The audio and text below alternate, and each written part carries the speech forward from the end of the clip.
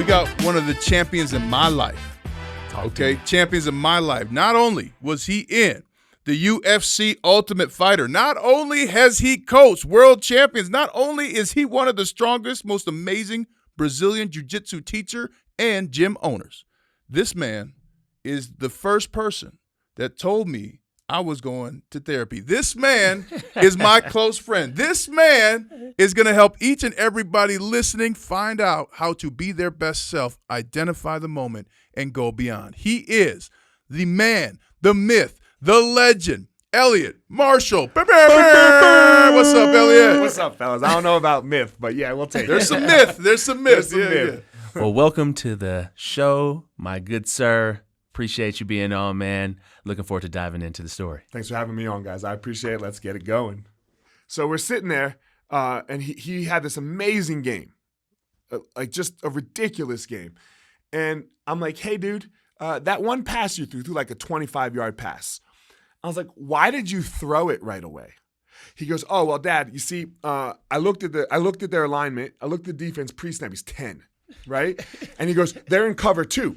But that safety came up. So I know that safety's blitzing, Dad, right? That safety's coming to get me. So I know that spot will be open, right? I know that spot will be open, especially if I roll out that way a little bit, because then everyone on that side. He's like, so all I got to do is roll out, make sure I don't get tackled right away, wait a little bit, throw. He's either going to catch it or it's going to be incomplete, but we're good. That's some Tom Brady shit yeah. right there. So then I'm like, okay. And then his next play, I'm like, well, how did you know to run it the next play, right? And we're 25 yards from the end zone now. And he's like, oh, well, Dad, they were in the same formation. They kept the safety back, and they shifted the linebackers over to help cover that spot. So now this time, Dad, I know if I roll out that way, like I'm going to throw the same thing because everyone's in the same formation. If I spin back real fast, all I'm going to have to do is beat this one defensive end. Yeah. And if I beat this defensive end, I'm fucking scoring 6, Dad. And he scored, right? And I was like, are you serious? He goes, yeah, why? I was like, do your coaches go over this in practice? He goes, no. I was like, well, then where'd you learn that? Like, I don't know. Yeah. Right? I didn't play football. He's like, oh, Dad, YouTube Shorts. Oh, come on. Yeah, that's what he said. Come on. Shorts? He's YouTube reading Shorts. the safeties. I'll I tell you love what. Shorts. I love the fact that he is taking just the ownership of like being a real quarterback, technology, social media. Good Yeah, for I him. was just like, really? He's like, yeah. I was like, the game just moves slow to me, Dad. It's like, For now. He's like, yeah, I know. For that, Yeah. once that. He might have that mind. Yeah. though. Oh. He might just have a mind that's just, you can just see it. Yeah. Now, look, let's be clear. He's scared of the dark. Just 2 months ago, would he go on a separate floor of our house without another person on the floor because he was too scared? But he don't care about the defensive end. But the defensive end nothing, right? Does not care. There might be quarterbacks in the NFL right now who are scared of the dark still. Right. So, Yeah. I'm thinking about one who said he saw ghosts in one game. yeah. So But it might be all right. But while we're talking about fear, let's talk about Yeah. it, man. I mean, as a fighter in the cage and now as a coach for different types of UFC, MMA, whatever people want to do, how do you see fear show up in athletes and people most often? God, fear's been something like that I've just been able to get my head, like, in the last, let's say, 5 to 10 years of my life, that I've like just accepted, right? And I've been dealing with it my whole life probably. It's that thing that you have to get good with. Yeah. It's gonna be there, right? You're gonna have fear. You're going to be afraid, and the fear is the thing that actually doesn't really matter, right? It's just what you do while scared. It's what you do while you're afraid. Those are the things that matter, because nobody really, like, you have it, I have it, Ryan, you have it. There's no one in the world, maybe other than like psychopaths, Yeah. right? Yeah. That don't have fear. Right. But now what? So what do you see people do with it most of the time? Most of the time they let it overcome them, right? Oh. Most of the time you get stuck in these 2 words, what if, right? These 2 words that can just be so terrible for us. So if you hear a fighter saying, what if this, what if that, what do you say to them? What are you going to do? Oh. Okay, great, right? You're in a bad situation. You come out, boom, you get dropped with the first punch. You're still conscious, but you got dropped. So what? There's zero you can do about the punch that just happened. Mm-hmm. There's nothing you can do about it. You're on your ass. What's the move? Make frames. Make frames. Yeah. Keep Give me space, that. right? Make frames. So you go to technique right Go away. to technique, because there's always an action. And what fear does is it paralyzes us in inaction. And I don't care what you're afraid of. Losing your money, losing your house, your wife leaving you, your husband, your kids, this, that, right? It paralyzes you in inaction. But the second you start telling yourself, what will I do? It's the only way out. Now, it might not work. You might still lose. You might still get knocked out. You might still lose a football game, right? All these things might happen. But that's a little bit, as you guys know, out of our control. Like these outcomes, which we want so much control over, are a lot out of our control. The only thing that we can control is what we're going to do. And if we can maximize our best response, then it maximizes the chance of the best outcome. So you've been in the UFC, and we were talking about this, before we started the show, Ryan, as you were coming in, and we're talking about fear right now. What is it like to go into that cage and fight? Like because when I see it on TV, I'm like nervous. Yeah. I'm fearful for the people that are in there. What is it like for you as a fighter? I can only speak from my experience and some other people's experience. For me, it was the most scared. It was the most fearful I've ever been, other than one instance with my child that sucked. But I've never been more scared. But I had a lot wrapped around fighting. For me, fighting wasn't just about this like pro sports journey. It was a lot about my identity and my past, my history through life, like why I even started fighting. I don't even know if I've told you this story yet. It was like everything would crumble for me if I lost a fight. So it wasn't just about the fighting for me. But I said this to you offline. You got to get good with death. You were talking about going to Italy. You were just in Italy and in the Colosseum, and man, guys fought. You have to get good with your own demise before you step in that cage. And if you can't do that, you're gonna get a little stuck. You're gonna get a little stuck, and it's not gonna. Sometimes it will go well. Sometimes it won't go well. Right? Like these up and down performances. And did that start like right when you became a professional, or is that just your overall history with fighting? Like, where did it come from? Or like, did you have a coach that helped you like, hey, you have to be comfortable with this because this is serious? So my coach, Greg Jackson, and I got him later on in my career, is the one who got us good with fear. He used to do crazy shit with us. Like what? Like we used to go down to Albuquerque, right? Like that's where he lives. So I used to go down there, and he would take us up on a mountain. And it's 13,000, 14,000 feet up, and it's uphill, right? It's rocky. And he would put us on each other's backs, and off the edge was a cliff. This is it. And you're carrying each other, and like if you make a misstep, if you make anything, you're going, and it's over. You are literally dead. So you got to focus on. You have to focus. Yeah. You have to focus on your next step.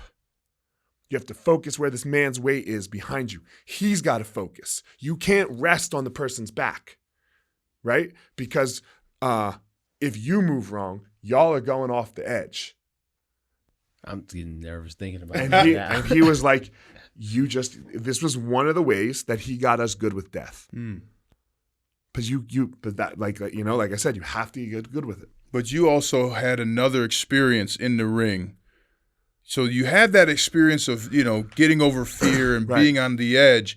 But then one of my favorite things you told me was one of the toughest fights you ever had. You couldn't sleep the night before. You were just worried about the performance, worried about losing. Then what happened? Walk us into the ring with you. So there's two of them. And this last fight that I had started the fight before. Right? Where I took a short notice fight, 10 days. So very little preparation, none really. So, and that whole week before the fight, I couldn't sleep. Nothing.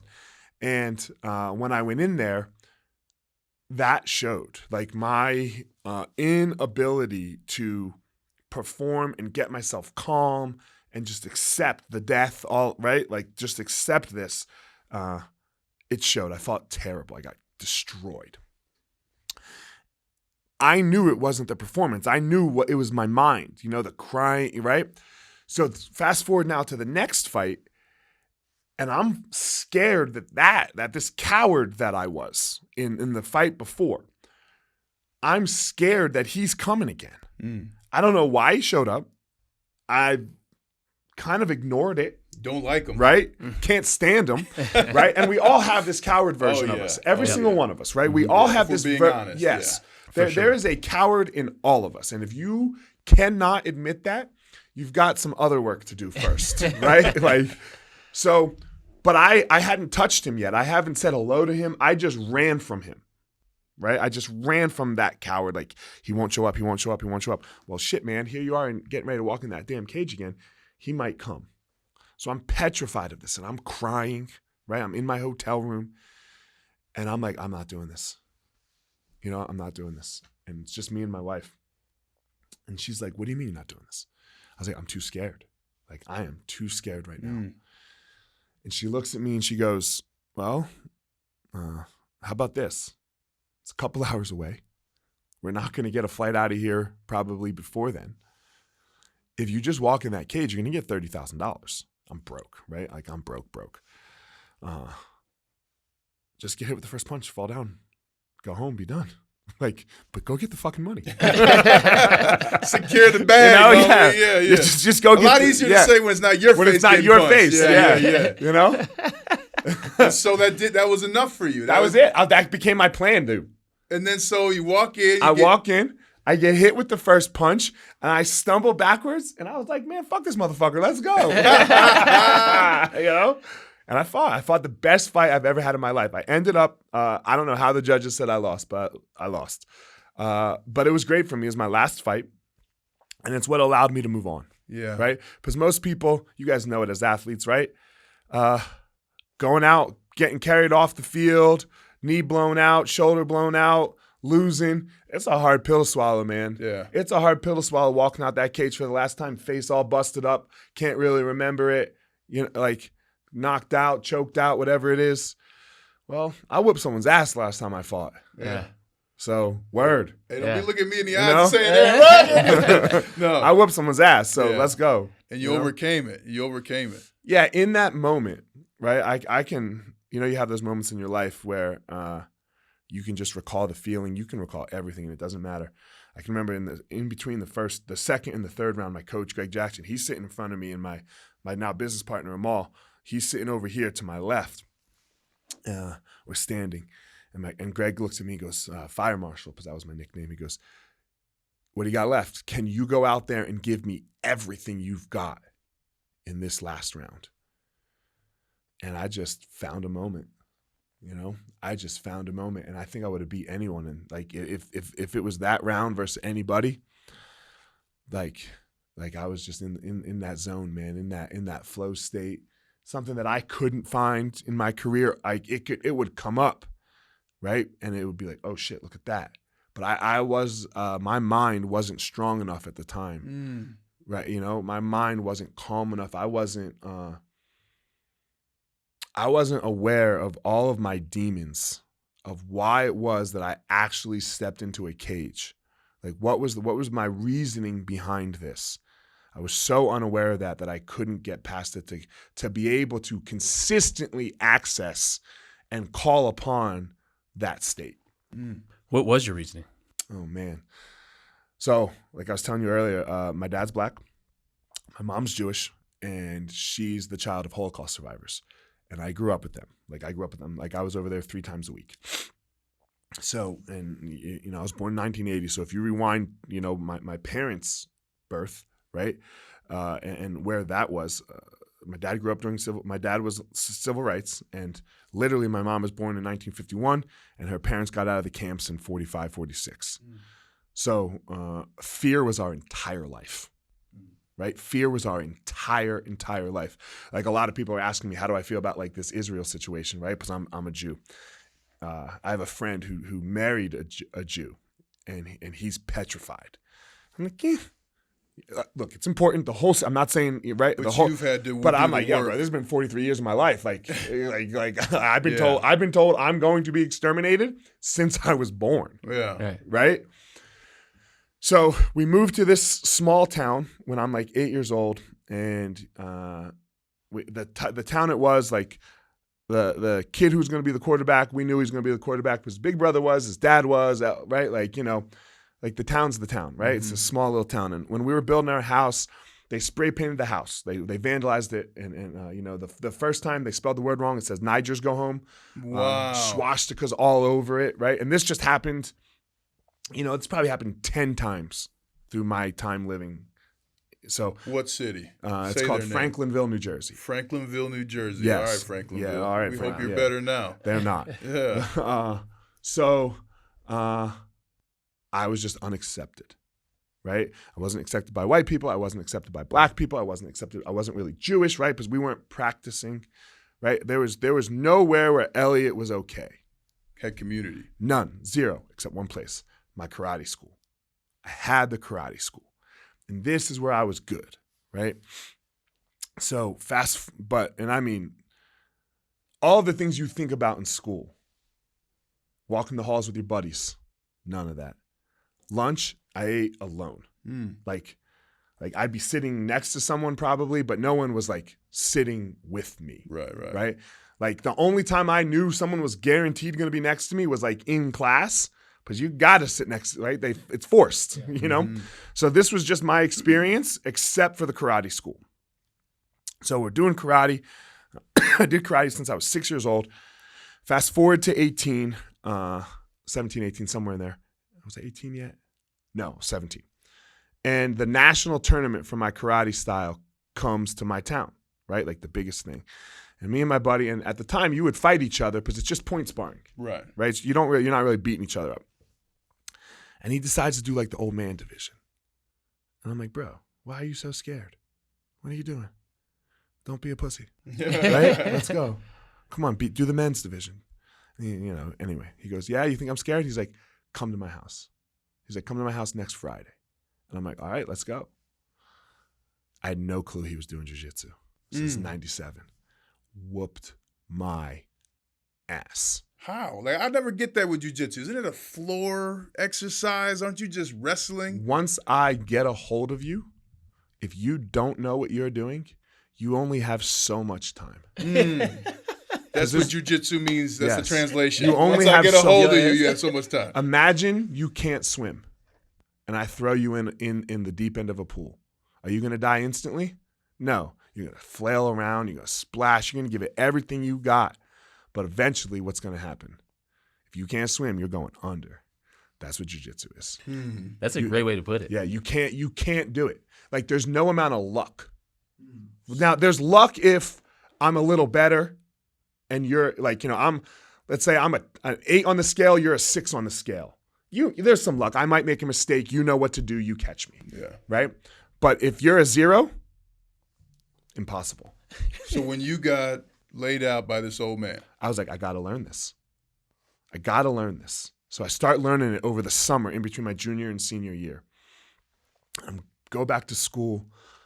And you got to remember, my grandparents taught me 2 things with Hitler. 1, you need money. You need money to be, if you see it coming, you need to leave with your family instantly. And I'm not talking money in stock accounts. I'm talking money you could access within a day or 2 and get the fuck out quickly. That's what they're telling you early. This is 1. 2, you need friends to be able to hide you. You pay them, they hide you along the way of you getting out. Wow. I got no money, which I'm 17, you can't do anything about that. But I for sure don't have any friends, right? I for sure have like 2, and they, and that's it. So I go back to school. I'm talking about this jiu-jitsu stuff, and these 2 state champion wrestlers be like, yeah, you think so? Let's go. And they're popular. The girlfriend, right? Fuck them up. Wow. Fuck them up. And then right there, people started to like me. In that moment. But subconsciously, I didn't know this. Like, some girl kissed me, right? First time. People walking the halls with me. I was like, what? Let's go. Yeah. you know, Yeah. you know. But I subconsciously connected winning fights with being accepted and loved in the world. Oh. So this now fast forward to a UFC career, right? I ain't fighting just for a bag, right, or fame. I'm fighting for this safety and hiding from Hitler, if necessary.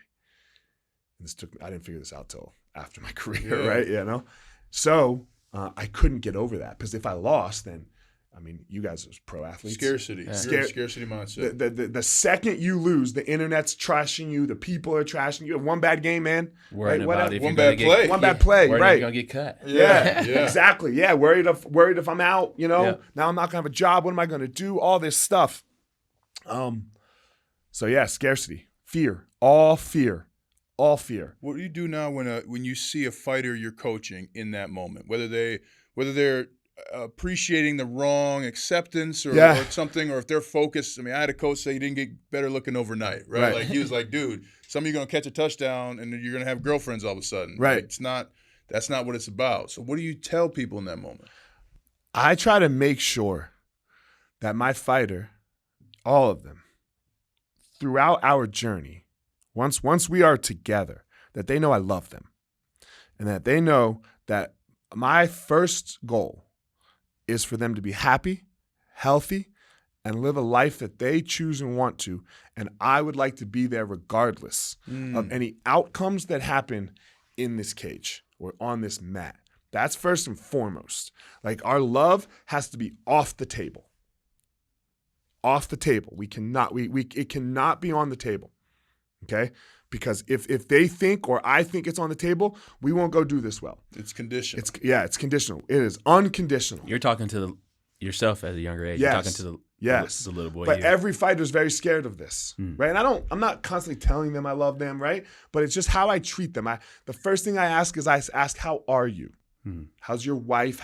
Right? Okay, great. Now we'll get into, right? Make sure they're happy.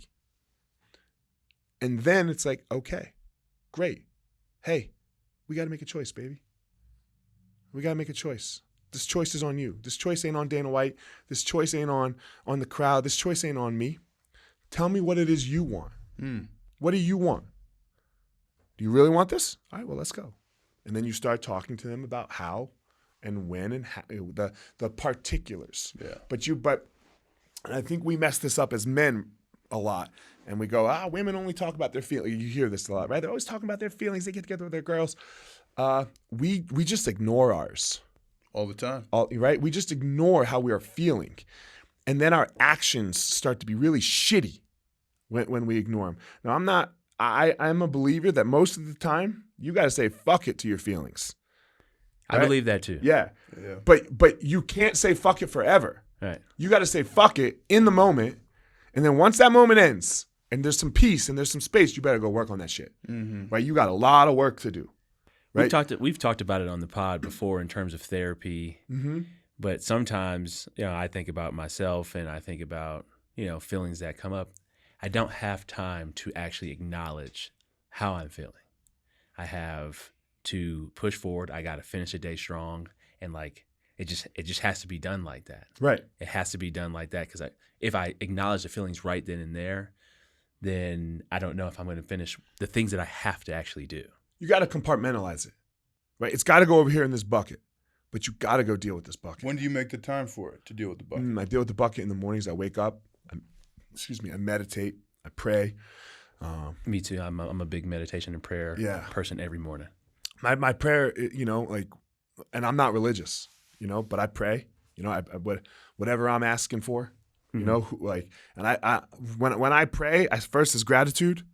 A lot of gratitude, saying thank you for my opportunities. I realize I say a statement: the impediment of action advances action. What stands in the way becomes the way. Just so that I remember that. Can you repeat that one more time for the pod? Yeah, it's a Marcus Aurelius quote. I actually have it tattooed on my arm in Greek. The impediment of action advances action. What stands in the way becomes the way. So the obstacle is the way. And then I do my I am statements, and I try to just keep it in this lane. And I am statements are: I am a father. I'm a husband. I'm a teacher, I'm a student, I'm a fighter, and I am a survivor. And the reason that these 6 things are my I am statements is because you can't make them false. Like they're unfalsifiable. They're going to come true in the day anyways, no matter what you do. It doesn't matter. My kids could, like, God forbid my kids die. I'm still their dad. Yeah. When I die, I'm still their dad. My wife and I will always be tied to each other. We have these 2 children. I'm constantly learning, right? Jiu-jitsu. So I'm a teacher. I have my students. Like, their story can't get away from my story. My story can't get away from my teacher's story. So we're tied. I'm a fighter. Like, this is a piece of me. I have to be very, very clear that outward fighter person that I was for 31 years of my life rarely needs to show up. Like, I got to be aware of him, but he rarely needs to be there. Very rarely does that actual fight need to be there. Like, I show up that way at my house with my kids, my wife. That is not good. You know, that is not what anybody, my employees, no one wants to see that shit. Yeah.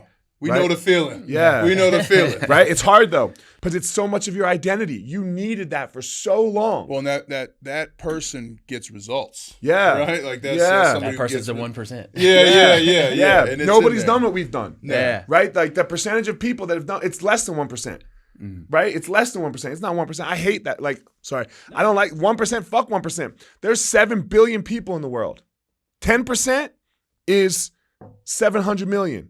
1% is 7 million. 7 million people have not done what we've done. Yeah. In the history of the world, first of all. For sure not that are alive right now. Yeah. You're right. How many people are in the NFL? Just over 1,500. Yeah, there's another 1,500 that have fought in the UFC. That's 3,000 people ever. Only 3,500 people have played in the NBA. Right. Insane. Well, it's 1,500 per year. Per year. NFL, yeah. All right. So multiply, but 50, 75, whatever. Yeah. Sure. Multiply that by 10. Yeah, I think there's it's still like only like give it 50,000. Go ahead. But a lot of those are going to be recycled. Yeah. Players, yeah. Who cares? Give it 50,000.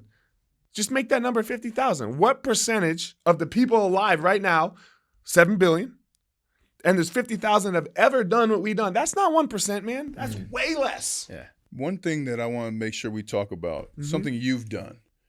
You also overcame anxiety that kept you awake at night, even when you were done playing or done fighting. How did you use that knowledge of the 1/1000th of a percent, right, to overcome anxiety and career transition? I will never say that I have overcome anxiety. Huh. There's no overcoming anxiety, I don't believe. I experience anxiety. It can be absolutely brutal. And I was talking to you a couple months ago. I was in the middle of a brutal episode. And my anxiety is different than like what you'll like. I do not have anxiety on a day-to-day basis. I get these periods of it. Like these massively intense periods, and they come like every 5 to 7, 8, whatever, and they cripple me. They absolutely cripple me. So that's what my anxiety looks like. I can't sleep, right? Tell the people what you did to sleep, because you would lay there, you said, and you would like keep your eyes open and say, okay. So my plan still to this night, every night, is watch some TV with my wife, we're watching TV, and then I turn Law and Order on and I make my plan to not sleep. So I'm like, all right, I'm not going to sleep tonight. I'm just going to watch Law and Order. Start watching Law and Order, get a little sleepy, right? All right, I'll close my eyes during the commercial. All right, close my eyes during the commercial. Then I hear it come back on, wake myself back up. I go, all right. And then next thing you know, right? Because nobody can try to sleep. You can't. You just fall asleep. But when you start trying to sleep, which is what this anxiety thing does, right? Like if you haven't experienced it, it's hard to understand. But like I'll start, when I'm in the midst of it, I'll start getting nervous, scared that I won't sleep at 11 o'clock in the day. In the morning. Because it's coming. Night's coming. And what am I going to do? I'm going to be up. I'm going to be crying. I cry. Panic, all this stuff. I'm like just racing, like pacing the house room to room, like full on panic attack after panic attack. And I can take meds and not sleep. I've taken 2 prescription sleeping pills and a milligram of Xanax and stayed awake. Wow. That's how intense my anxiety in these moments can be. We're like, have you guys ever taken Xanax? You take Plead the fifth. Okay. If you take Xanax, if we took Xanax right now, like at nighttime, 0.25 would just put us out. Like you'd be gone. Like you don't need a lot when it's just tiny. But that's how much this demon inside of me can rage. It was all around this fighting thing, right? And it's all around this 13-year-old Eliot. This kid that I hated because no one liked him, right? And I was sitting with my therapist a couple months ago, speaking of therapy. And she's like, you ever think about giving that kid a hug? You ever think about giving that kid a break? He did the best he could in that moment. Like he couldn't, like what else was he to do? Like, okay, so what, you hated who he was and this victim and okay. Like you wouldn't do it like that now. Good for you, she said. But how about you give him a hug? How about you say thank you for getting you at least through that situation? I was like, son of a bitch. So that's part of my prayer now is I spend a minute with my 13-year-old self, and I just say thank you, wow. My dude, little homie. Out there on the bridge, in between two worlds. Yeah, unaware, unaware, unknowing, just nose above the water, nose above the water. The 13-year-old you is super proud. He loves this Eliot. Yeah, he's super proud. Yeah, I'm his biggest fan. Yeah. Or he's my biggest fan, right? Yeah. He's like, God, you became everything that I ever wanted to be. And there's a double-edged sword to that too, right? So I wonder, have you ever done that? Like think about like your younger self. Like I think about that often. Yeah. Like the younger self, like if he saw like who I was today or the things that I do or speaking on stage, he'd be like, damn, man, like good job. Yeah. For me, I try to focus on my kids. Yeah. Right. I have 2 boys, we started talking about them. And I just want to be, because every little boy at some point in their life, is just enamored with their father. Yeah. Right. Like that epitome of man that, Their lessons. That's where they're learning from. And, obviously that changes, right? Like throughout time, like they're going to come to this point where they hate us a little bit, right? Because their dad is like pushing against them, which is necessary, right? But they don't hate us. They're just irritated with us. But my goal is to be the man that my kids think I am. Mm-hmm. And I know it's unachievable, right? Because I know what I thought about my dad. And it just wasn't true, right? You have him on this pedestal. You have, like he's Superman, like everything. So I'm like, all right, every day I'm just going to try to be the guy that my kids think I am. And that's a goal of mine. I love that. Yeah. I think is a great point of like, thinking about your kids and being that type of man. I think I'm more impressed with my dad at this age than ever before.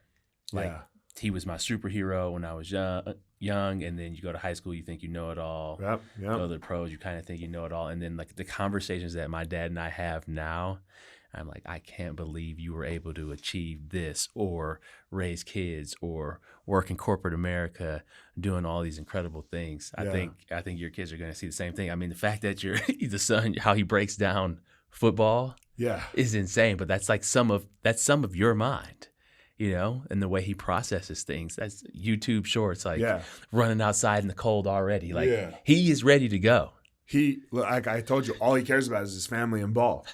That's so cool. This is it. Let us prepare you for the moment that's going to come, though. Yeah. Someone's going to hit him so hard, he's going to look outside and think, I don't know.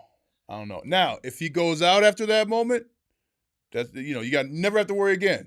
But we have seen people, and you've seen people, I'm sure, in the ring. Mm-hmm. You get hit so hard that it challenges if you want to do something. Dude, this kid. It was our first scrimmage, right? It was our first scrimmage, and this is the first time our team has ever played. And this massive kid on the other team, like massive for like who we're playing, comes to hit our player, and misses our player, like ends up getting the tackle, but hits his own player so hard, like, and the other player was the smallest kid on that team. It was like a car crash, right? Like you guys know this. Seen him. And this kid is down. This little boy is down. He is 10 years old, and he's not injured. He's just hurt. Yeah. And I was like, and it was the first time my kid has ever played tackle football. Yeah. And I'm like, yo, fuck this. Yeah. Like, in my head, Yeah. I'm like, this ain't worth it. I was like, that kid is never stepping back on the field. No. And he shouldn't. He's too small. Right? He's too small. He is not an Put athlete. the parents out there Yeah. and get their ass Yeah, kicked. no, I was like, man, I don't know if this is worth it.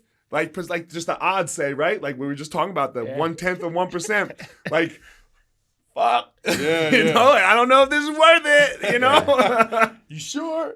What do you have to say to someone? Let's say they came to your gym. They're going to have their first practice, their first scrimmage. They're trying something new for the first time. They want to break out. They want to identify the reasons why they're getting in and out of the ring.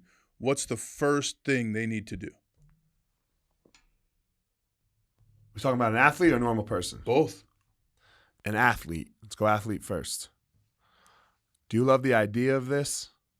Because I try to be very difficult on athletes, right? Because we know how hard this is. Yeah.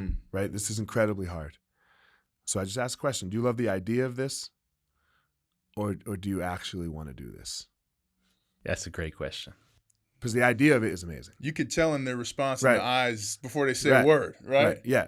Because the idea is amazing. I'll go play for Prime, right? Yeah. Like have The Rock come. Free sunglasses. Right, free sunglasses. You know, you got Lil Wayne walking. Like, yeah, right. You know, but what did 5:45 in the morning look like? Yeah. Right. What did that look like? And that class schedule and those tutors. Right. And then the game on Saturday. Right. And then The to ice watch tub. this and then to watch this film in front of everybody and I'm gonna point you out. I'm gonna call you out. Right. Yeah. Yeah. Right. Because the work it takes to do what you say you want to do is astronomical. Yeah. You can't fathom it. So if you want the fame and the money, there are way easier ways to get famous and make money. There are way easier ways than what you're about to have to go do. I mean, Instagram does it. Yeah. Right? Instagram does it. Just go get in shape, man. Go get in shape, take your shirt off if you're a chick, you know, Or walk guys, around in the yeah. just you know, guys take your shirt off. Girls walk around in a bikini, put your ass out there, right? There are way easier ways to do this. So if that's what you're searching, well then go do something else. Go do something else. Yeah. How is that different than for regular people? It sounds like Well- you say the same thing to regular people. Well, regular people, right? Regular people are just searching for something. They're searching for some meaning in their life, right? They're searching for, there's, you know, I'm going to be like, look, this is going to be the hardest thing you've ever done in your life. You're going to borderline, you know, like this is very difficult. But the person that you become because of this journey, because of what jiu-jitsu does for you, but jiu-jitsu puts you in the moment, right? And you can do it for a long time, right? Like sparring, you can't really do for a long time. You're getting hit. Playing football, you guys ain't putting pads on anymore, right? What? Absolutely not. Bruh. Yeah, you know, and you're not that old. I won't really. even put on any cleats. Right. I wore flip-flops as Lionel Messi for Halloween because I wasn't wearing cleats. Right. You're not going to do it. Right. But we're not. But in the scheme of life, we're not that old, and you ain't never doing it again. Right. Right. But jiu-jitsu you can do for a really long time. You know, because of the nature of the sport. There ain't nothing like having somebody's arm around your neck. Right? And you're going to get choked, and you feel like you're fighting for your life. And what that does is it teaches you what a moment looks like. This moment. And if we can then find that moment, if we learn how to find a moment, you'll be a better dad, you'll be a better husband, right? You'll be a better wife, you'll be a better coach, you'll be a better boss, you'll be a better employee. Everything in your life has the possibility, right? Because everything's just the opportunity, right? And everyone wants these guarantees, right? I want a guarantee. I want this. No, man, there's no guarantee, right? Death is the guarantee. But it gives you the opportunity to take that lesson and go put it out in your life so that when you show up in the world, your life gets better. That is what jiu-jitsu can do for you. That is what it does, because you learn what a real moment looks like. You got no time to think about the move that just happened. Mm-hmm. Whether you got to the better position or the worse position. Because if let's say you got to the better position, I outmaneuvered you for a second. I have a good position on you now. That last move doesn't matter. I got to do something. There's something I have to do right now. Mm-hmm. And then the beautiful thing is whether you win or lose. Let's go to lose now. Somebody chokes me. You get to be born again and try. Right? You get That's to be super born cool. again and try. Right? You get another life. You get that birth-death story. You live beyond fear, the thing everybody's afraid of.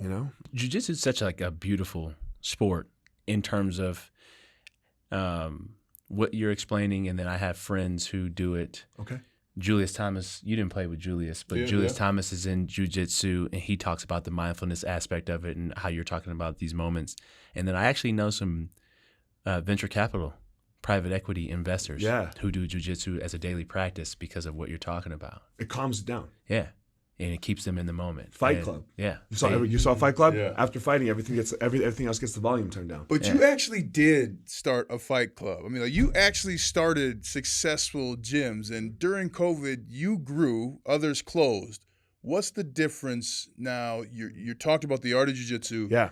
But give us something for entrepreneurs. What are 3 things to think about when scaling and building a successful gym, business, you name it? Number 1, you got to be willing to do it for free. Right? If you wouldn't do this for free, then you don't really care. Right? I saw Ice Cube said it once. You got to be able to work for 5 years for nothing. Yeah. And if you can't work for 5 years for nothing, don't start. Kind of like that. Like, do you want the idea of it, or do you, right? Number 2, you need people. There's no such thing as a self-made man.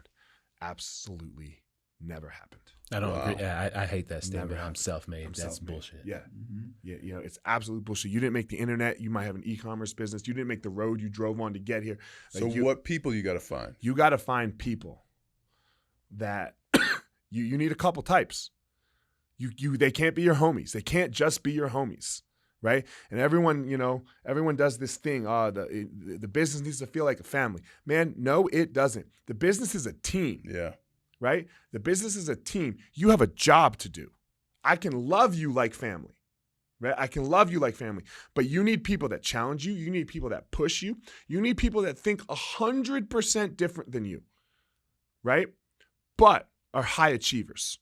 The people that you have closest to you and that are running your company with you, not for you, with you. Right? I hate that word for me. They work for me. Now, I don't have anybody that works for me. They work with me. And I'm talking about the cleaner up to our CEO. They all work with me. They must be high achievers. Not that they've already high achieved. That might, right? Because everyone's on their path.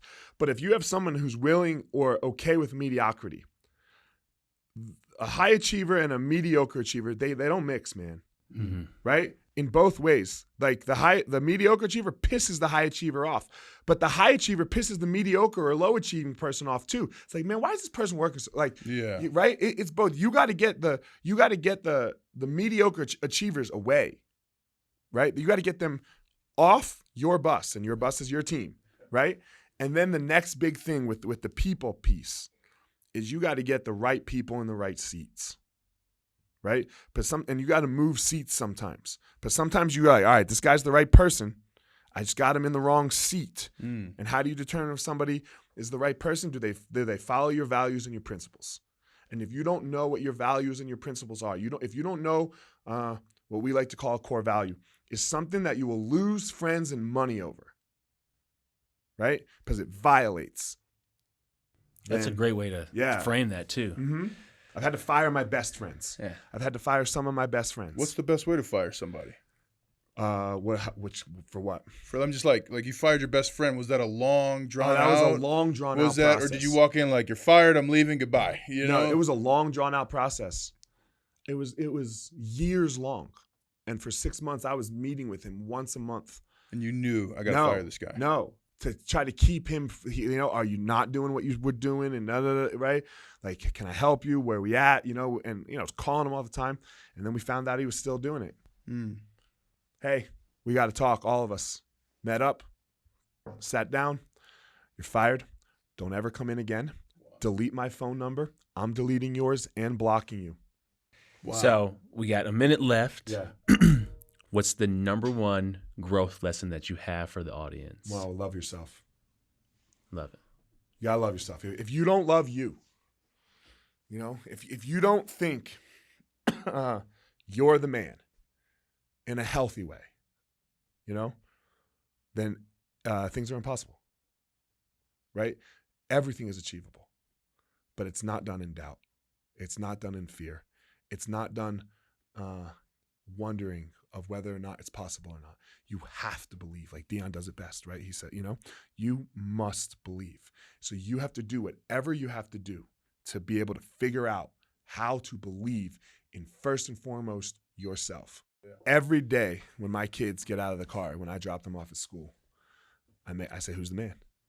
And I make them tell me that they're the man. I love that. Every single day. I do not leave them in the morning without asking them that question. When I walked out of the house today, who's the man? And they both have to say, I am. Because if they don't believe that, then it's hard to achieve. It's so hard to achieve. Now, look, then you got to do a lot of work, man. You got to do a lot of work to realize how much work it is. You can't go out and think you're the man. It's just going to be given to you, right? You got to realize you're never going to be a victim, right? There is no victim. You look, we're all African-Americans sitting here, right? Do I believe? I know I'm running long. Sorry. No, you're good. Do I believe that we are at a deficit? I 100% believe we are at a deficit, right? We are 100% at a deficit. But if I'm sitting here with another black kid, with a young black kid, and I tell this young black kid, you're at a deficit, it's not your fault, what the fuck good is that going to do for him? What's that going to do for him? Now, I got to go work to try to change the deficit, right? Because I broke out of the, right, whatever you want to say, right? Like I achieved throughout. Because there's still time for him or her, for us. But if you go tell them that you're a victim, the world's holding you down, the white man's holding you down, the system's holding you down, the cops are blah, blah, blah. It's all true. I'm not even saying it's not true. But what good does that do you? What good does that do you? Stops him in the tracks. It stops him in the tracks. Why should I even try? Yeah. If it's all going to be against me, why should I even try? So believe in yourself. Don't be a victim. Get out there and work. I love it. Well, he is Eliot Marshall. Another smash-tastic, awesome episode of the Gridiron and Growth Podcast. Thank you, brother. Thanks, guys. I appreciate having me on. Who's the man? What's that? Who's the man? I'm the man. I'm going to say that today. I'm the man.